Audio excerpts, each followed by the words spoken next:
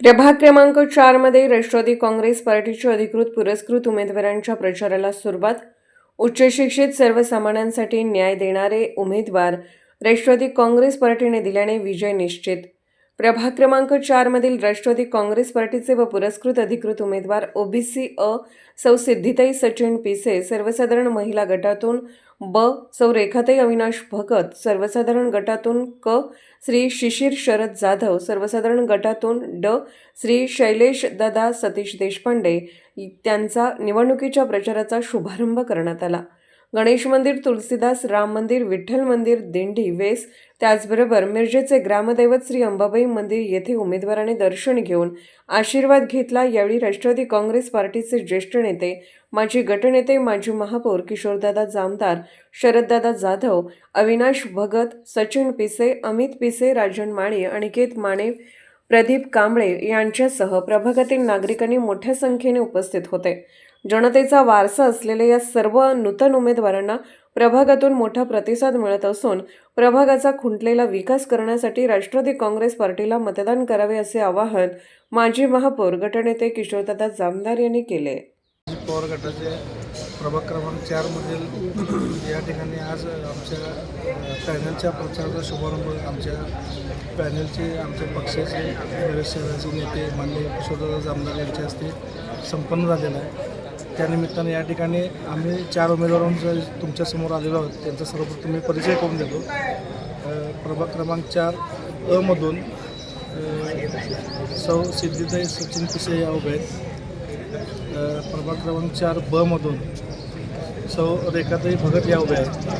प्रभाग क्रमांक 4 क प्रभागातून शिशिर शरद जाधव हे आमचे उमेदवार आहेत. आणि प्रभाग क्रमांक 4 ड मधून मी स्वतः शैलेश देशपांडे या उमेदवारून आपले समोर येत आहे. आज जर तुम्ही नजर टाकली तर आमच्या पॅनलवर एकंदरीत जर बघितलं तर कुठलाही प्रस्थापित नेता आमच्या पॅनलने या ठिकाणी उमेदवार म्हणून जनतेपुढे आणलेला नाही. अनेक नवीन चेहरे आणण्याची भाषा लोकांनी केली, परंतु आमच्यापैकी कोणी उमेदवार प्रस्थापित नाही, कोणी उमेदवार कुठल्याही पदावर यापूर्वी काम केलेलं नाही. त्यामुळं एक नवीन चेहरा कोरी पाठी घेऊन आम्ही तुमच्याकडून आलेलो आहे. म्हणजे लोकांच्या निवडणूक आली की अनेक अपेक्षा असतात, परंतु त्या अपेक्षेनं सामोरं जात असताना वेगवेगळ्या भागात वेगवेगळ्या स्तरात काम करणारे वेगवेगळ्या भागातले उमेदवार देऊन प्रभागाचा पूर्णपणे समतोल साधण्याचा प्रयत्न या ठिकाणी आमच्या पक्ष नेतृत्वानं केलेला आहे. आणि या पक्ष नेतृत्वाने जो आमच्यावर विश्वास टाकलेला आहे तो विश्वास सार्थ ठरवू आणि त्यानुसार पक्ष सांगेल त्याप्रमाणे, आमचे नेते सांगतील त्याप्रमाणे पुढील वाटचाल करून याच्यामध्ये आम्ही जनतेच्या सेवेसाठी जास्तीत जास्त हातभार लावण्याचा या निवडणुकीच्या माध्यमातून प्रयत्न करू आणि लोकांनी आम्हाला प्रतिसाद द्यावा असं या ठिकाणी मी तुमच्या माध्यमातून सगळ्यांना आव्हान आणि विनंती करतो. धन्यवाद. 1 मिनिट.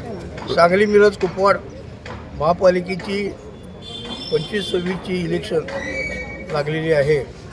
यामध्ये राष्ट्रवादी अजितदादा गटातर्फे मिरज शहरामध्ये 17 जागा लढवल्या जाणार आहे. त्यापैकी ह्या प्रभाग 4 मधील हे 4 उमेदवार आहेत आणि आम्हाला खात्री आहे की आमच्याशिवाय महापालिकेत कुणाची सत्ता येऊ शकणार नाही आमच्यामधील शिवाय, याची आम्हाला खात्री आहे. आणि प्रभाग 4च्या प्रचाराची सुरुवात या ठिकाणी केलेला आहे.